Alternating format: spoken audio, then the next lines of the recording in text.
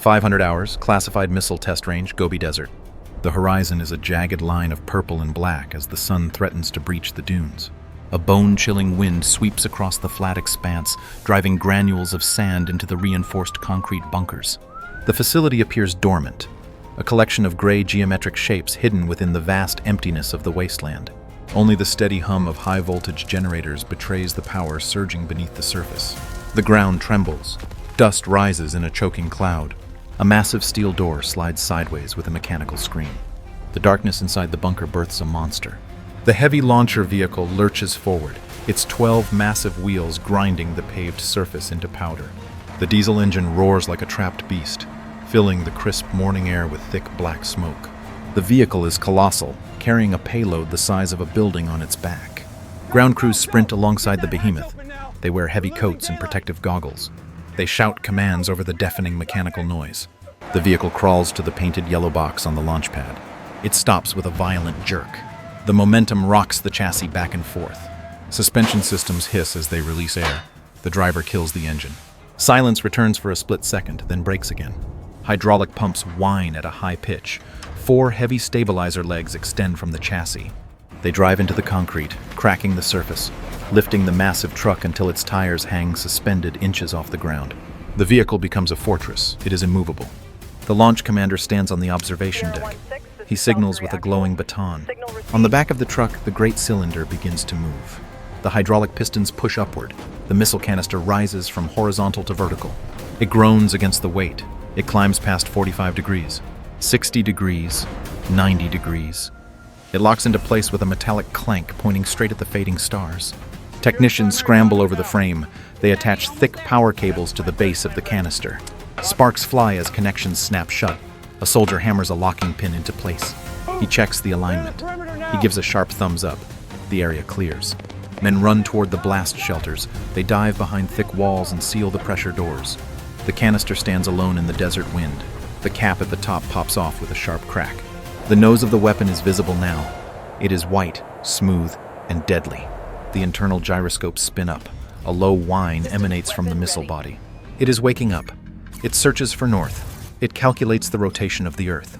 Inside the control booth, the launch officer inserts a silver key. He turns it. The board lights up green. He flips the safety cover on the main switch. His finger hovers over the red button. The countdown clock on the wall ticks down. 10, 9, 8. The desert waits. 05:15 hours. Command Bunker Alpha. The fluorescent lights hum with a high-voltage buzz. Walls of reinforced concrete dampen the outside world to a dull thrum. Rows of computer screens flicker with cascading green data streams. Technicians sit rigid in their chairs, headsets pressed tight against their ears. The air smells of ozone and stale coffee. The launch officer stares at the main sequence monitor. The digital numbers dissolve into zeros. He drives his thumb down onto the red actuator. A bank of heavy relays clicks loudly in the silence. The electrical signal races through copper cables, burrowing out of the bunker and into the launch pad. Outside, the base of the canister explodes. High-pressure gas floods the launch tube. It screams as it expands. The massive missile is hurled upward by the sheer force of the ejection system. It shoots 50 feet into the air. It hangs there for a fraction of a second, suspended in gravity, a dead weight against the purple sky. Then the first stage ignites. A blinding white light obliterates the dawn shadows. The main rocket motor roars to life. It delivers a hammer blow to the desert floor. The blast wave ripples outward, kicking up a wall of sand and gravel. The launch vehicle rocks violently on its hydraulic legs. The paint on the blast deflectors instantly blisters and peels away. The missile accelerates. It tears through the sound barrier with a sharp crack that shakes the bunker foundations. A pillar of fire trails behind it, lengthening into a solid rod of flame. The roar becomes physical. It vibrates the chests of the men underground. On the screens, the velocity readout climbs vertically. The tracking officer shouts over the din. He confirms the guidance lock. The weapon punches through the cloud layer, leaving a swirling hole in the gray vapor. It vanishes into the upper atmosphere, a rapidly shrinking star climbing toward the edge of space. 5:20 hours. Lower thermosphere. The blue glow of Earth fades into the infinite black of space. The air here is a vacuum. The roar of the ascent is gone, replaced by absolute crushing silence. The missile coasts upward, a solitary metal dart suspended against the stars. The main booster runs dry. The flame flickers and dies. Momentum carries the weapon forward. A ring of explosive charges detonates around the midsection. The metal skin shears cleanly, the heavy first stage drifts away. It tumbles slowly, falling back toward the planet's curve. The second stage sensors detect the separation. Fuel valves snap open, the engine ignites. A cone of blue fire erupts silently in the void. The acceleration is violent. The velocity climbs past Mach 8. The G-forces stress the titanium frame. The nose cone fairing splits down the center. Two halves of the protective shell peel back and fly apart. They glitter as they catch the sunlight rising over the orbital horizon. The payload is exposed. The hypersonic glide vehicle sits at the tip of the rocket. It is dark, angular, and coated in ablative ceramic. It looks like a shard of obsidian. The rocket arcs over the top of its trajectory. It levels out. The Earth spins slowly far below, a massive sphere of blue and white clouds. The guidance computer aligns the nose downward. The climb is over. The fall begins. 525 hours, U.S. Space Force Warning Center, Cheyenne Mountain Complex, Colorado. Deep beneath 2,000 feet of solid granite, the air is recycled and cool. The operations floor resembles a darkened amphitheater. Massive LED walls display a rotating digital map of the globe. Rows of uniformed officers monitor distinct sectors of the planet. The only sound is the click of keyboards and the low murmur of status updates. A half-eaten donut sits on a console. A coffee cup steams under the blue monitor glow. A single workstation on the third row flashes. An amber light blinks on the dashboard. The tracking officer freezes.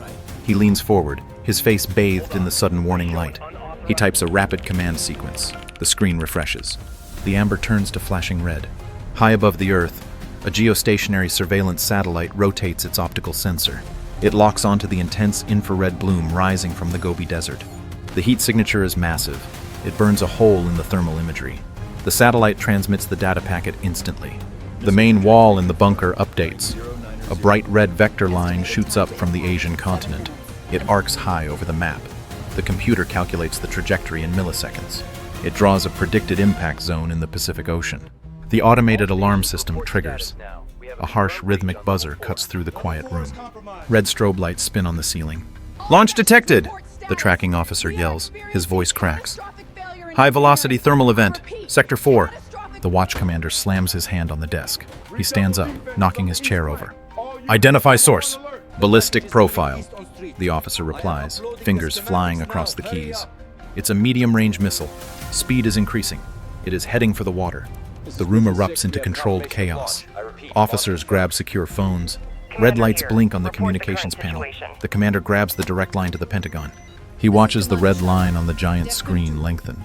It reaches out toward the open ocean like a spear. 5:30 hours, designated target zone, Philippine Sea.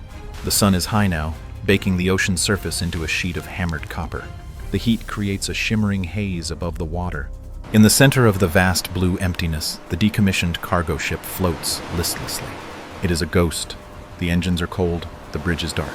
Rust streaks down the white superstructure like dried blood. The ocean swells gently.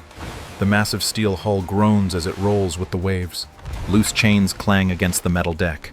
A torn tarp flaps in the breeze, snapping like a whip. Seabirds perch on the railing, unaware of the crosshairs painted invisibly on the hull.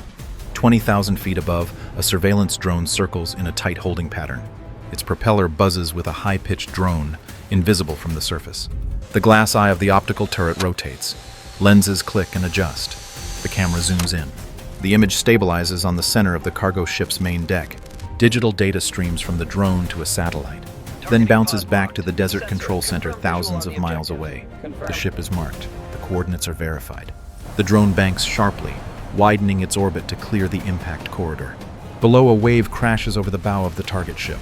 Foam sprays across the rusted winches. The vessel drifts slightly to the west. It waits. 535 hours, upper stratosphere. The black void of space fades into a deep, bruising purple. The air here is thin, razor-sharp and cold. The spent rocket booster trails behind the payload, a dead weight losing momentum. Gravity drags the assembly back toward the planet. Explosive bolts detonate around the collar. The sound travels as a dull thud through the metal frame. The heavy booster stage shears away. It tumbles backwards, spinning into the abyss. The hypersonic glide vehicle is free. It is a sharp, angular wedge of dark metal shaped like a spearhead. Small attitude jets fire on the nose. Hiss, hiss. The vehicle rotates. It corrects its pitch. It points its nose down into the thickening atmosphere. It slams into the air wall. The silence is shattered by a violent roar. Friction turns the atmosphere into fire. A sheath of superheated plasma wraps around the fuselage. The black ceramic tiles on the nose glow dull red, then bright orange, then blinding white. The temperature spikes to 3,000 degrees. The air rips past the fins at Mach 10. The shock wave is physical. It hammers against the hull. The vehicle shudders under the extreme pressure. It does not fall in a predictable arc. It flattens out. It skips off the dense air layers like a stone skipping on a pond. It alters course. It is no longer a projectile. It is a glider made of fire, streaking across the sky. 5:38 hours, Combat Information Center, U.S. destroyer. The room is a windowless cave of steel and blue light. Cool air blasts from overhead vents, chilling the sweat on the sailors' necks. The hum of heavy server racks fills the silence. 20 crew members sit in semi-darkness, their faces illuminated only by the ghostly glow of tactical displays. The ship rolls gently in the swells. The main air search radar sweeps the sky. A new contact burns onto the screen. It appears out of nowhere at the very top of the scope. It drops vertical. The tracking officer freezes. He leans in. The velocity readout flickers. 7,000 miles per hour. "Contact, high diver!" he shouts.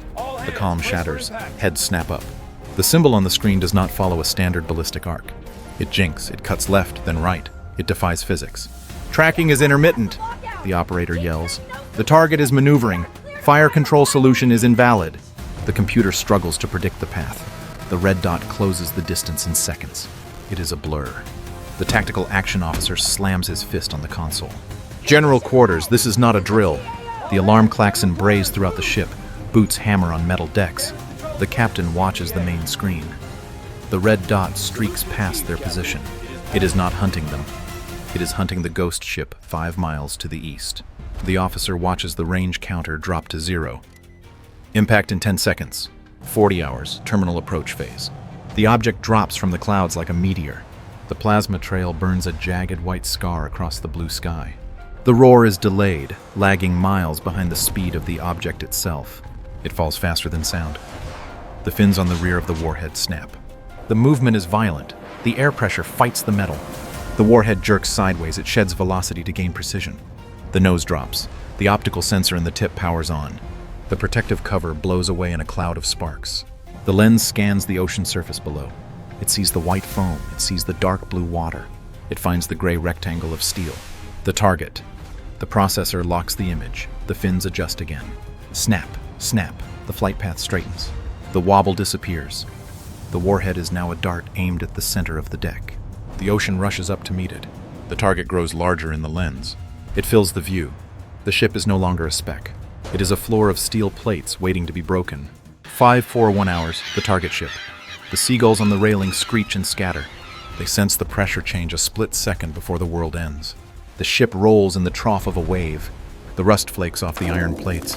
The silence on the deck is absolute. Then the sky tears open. The warhead strikes amidships. It hits with the force of a freight train moving at hypersonic speed.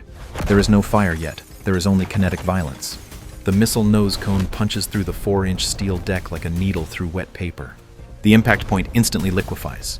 Solid metal vaporizes into a cloud of molten slag. The friction superheats the surrounding air to the temperature of the sun. The shock wave travels faster than the structural integrity of the steel can withstand. The deck plates buckle. They ripple like a tossed bedsheet. Rivets pop and shoot outward like bullets. The entire superstructure lurches downward. The missile does not stop at the deck. It buries itself deep into the belly of the ship. It shears through bulkheads. It crushes the engine block. It rips through the keel. It exits the bottom of the hull, punching a 20-foot hole into the ocean beneath. The water instantly flashes into steam. The ship is impaled. The back breaks. 5:42 hours, impact zone. The missile is buried deep in the vessel's gut. The delayed action fuse ticks once. It triggers. The high explosive core detonates. A sphere of pure energy expands inside the cargo hold. The pressure creates a bubble of white-hot gas. The steel bulkheads contain it for a microsecond. Then they fail. The ship bloats outward. The hull plating rips open along the weld lines.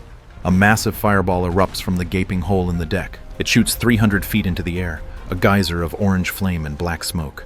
The blast wave shreds the bridge tower. Windows shatter instantly. The radar mast shears off and spins into the sea. The force breaks the vessel's spine. The bow and stern jackknife upward.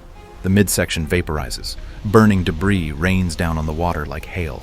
A heavy cargo crane is torn from its mounts. It cartwheels through the air and crashes into the ocean with a colossal splash. The shockwave hits the water surface. It flattens the waves. A wall of white foam rises in a perfect circle around the dying ship. The roar of the explosion finally catches up. It rolls across the Pacific like thunder, deep and deafening. 0550 hours, the impact site. The fireball is gone. Thick black smoke hangs low over the water, stinging the air with the smell of burnt plastic and sulfur. The sea churns angrily around the wreck. The target ship is no longer a single vessel. It is two jagged islands of steel, drifting apart in a pool of burning oil. The bow section tilts forward. The ocean rushes into the open wounds of the hull. It floods the forward compartments. The weight drags the nose down. The broken edge of the keel lifts high into the air. The rusty anchor chains rattle against the hawse holes. Air trapped inside the hull fights to escape. It bursts from the vents in massive, frothing bubbles. The metal structure screams as it twists under the pressure. The rivets shear with sounds like pistol shots. The bow slides smoothly beneath the surface. It does not splash. It is sucked down by the abyss. The stern section rolls onto its side. Water pours into the bridge. The glass windows implode. Heavy lockers and equipment slide across the tilted deck and plunge into the sea. The superstructure disappears. The hull groans one last time. A whirlpool forms, spinning wooden pallets and life rings in a tight circle. Then the suction breaks. The ocean crashes back together, sealing the grave. 600 hours crash site perimeter. The violence has ended. The ocean surface is flat, rhythmic, and indifferent. A massive slick of oil stains the blue water, shimmering like a rainbow in the morning sun. It spreads slowly, carried by the current. Scattered debris bobs in the swell. A single life ring, a splintered wooden pallet, a shredded piece of insulation. The surveillance drone circles overhead. Its camera pans across the empty water. The massive transport ship is gone. It has vanished as if it never existed. The only proof of its presence is the dark stain spreading on the waves. On the bridge of the U.S. destroyer, the captain lowers his binoculars. He stares at the horizon. The radar screen sweeps a green line around the display. It pings nothing. The target marker has been deleted. The tactical action officer types a log entry. The keystrokes sound loud in the quiet room. Target destroyed, total structural failure. In the Gobi Desert bunker, the cheering is muted.